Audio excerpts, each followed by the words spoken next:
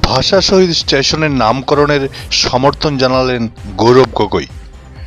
বরাক সফরের দ্বিতীয় দিনে গতকাল ভাষা শহীদ স্টেশনের শহীদদের প্রতি শ্রদ্ধাঞ্জলি জানালেন প্রদেশ কংগ্রেস সভাপতি গৌরব গগৈ। তিনি বলেন, প্রত্যেক মানুষের তার ভাষার প্রতি টান রয়েছে।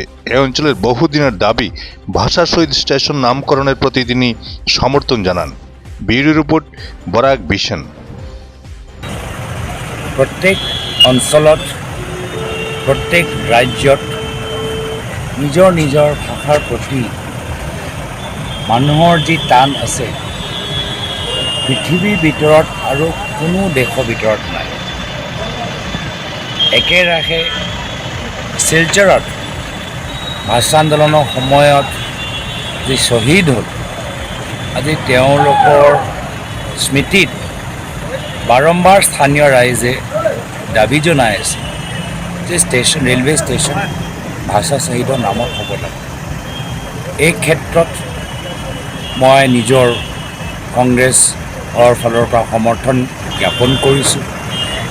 ইয়াৰ পূৰ্বেও মই মেনিফেষ্টো কমিটিৰ দায়িত্ব থকা সময়ত যেতিয়া যোৱা বিধানসভা নিৰ্বাচন চলি আছে, সেই সময়তো মই এই দাবীটো সমৰ্থন জ্ঞাপন কৰিছোঁ আৰু আজিও সেই সমৰ্থন অব্যাহত আছে।